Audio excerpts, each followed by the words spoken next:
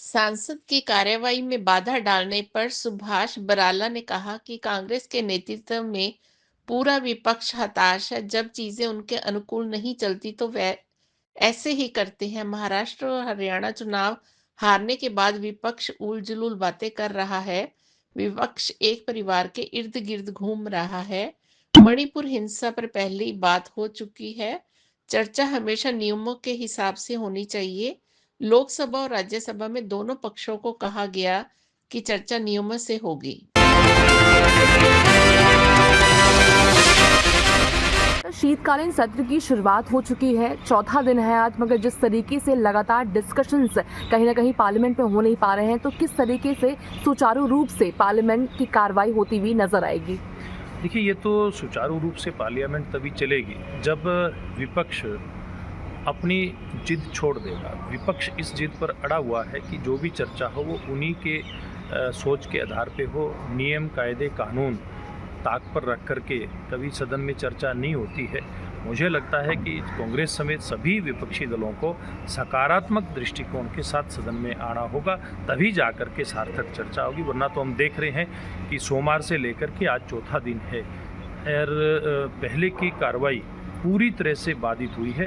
मैं समझता हूं आज विपक्षी दल अगर सकारात्मक दृष्टिकोण लेकर के आएंगे तो सदन के अंदर चर्चा होगी, देश हित के अंदर चर्चा होगी। विपक्ष का कहना है कि कई मामले हैं, चाहे संबल की बात कर ली जाए या फिर वक्फ बोर्ड की बात कर ली जाए, अडानी मामले की बात कर ली जाए, तो पक्ष कहीं ना कहीं बात नहीं करना देना चाहती इन मामलों पर। देखिए, बात कौन नहीं करने देना चाहता। 10 साल से जो पिछले 2 कार्यकाल में नरेंद्र मोदी जी के नेतृत्व में सरकार चली है, उस कार्यकाल में भी इस कार्यकाल में भी हर विषय के ऊपर नियम के आधार पर चर्चा हो करके और सदन की कार्रवाई चली है। और इसीलिए आज देश नरेंद्र मोदी जी के नेतृत्व में और दुनिया की 5वीं बड़ी आर्थिक शक्ति बनकर के उभरा है। तो वो चर्चाएं इन्हीं सदनों के अंदर हुई थी, राज्यसभा, लोकसभा के अंदर। हमारा देश का आधारभूत ढांचा इतना मजबूत हुआ है, जन कल्याण के इतने काम हुए, सबके ऊपर चर्चा होकर के यहीं से विषय निकल करके आते हैं। तो ये विपक्षी दल, मुझे लगता है, अगर अपनी जीत जल्दी छोड़ देंगे तो देश हित के अंदर सदन अपना काम कर पाएगा।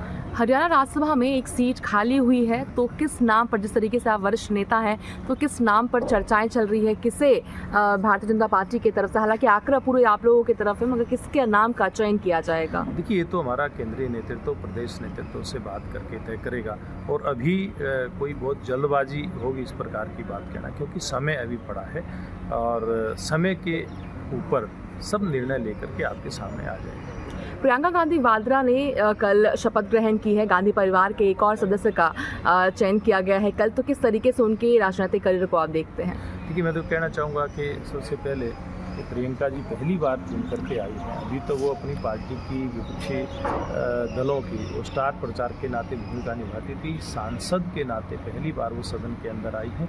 उनको मैं चुन करके आने पर बधाई देता हूं और उनके भविष्य के लिए, उज्ज्वल भविष्य के लिए कामना करता हूं। और एक सलाह भी देना चाहूँगा कि वो अपनी जो अभी तक उनके परिवार की परिपाटी चली आ रही है, उसको छोड़ करके एक सकारात्मक दृष्टिकोण के साथ वो सदन के अंदर आएंगी तो निश्चित रूप से देश का भी लाभ होगा। एक आखिरी सवाल, CWC की कांग्रेस की आज मीटिंग होने वाली है, नेता प्रतिपक्ष का भी चयन आज होता हुआ नजर आ सकता है। जी, देखिए, कांग्रेस पार्टी क्या करेगी ये नहीं पता, लेकिन अभी तक तो कांग्रेस पार्टी का ये रवैया रहा है कि वो पिछले 1 दशक में ना तो हरियाणा प्रदेश के अंदर अपना संगठन खड़ा कर पाई और ना इस चुनाव के बाद अभी कितना महत्वपूर्ण सत्र हरियाणा विधानसभा का हुआ है उसमें इतना नेता दे पाई।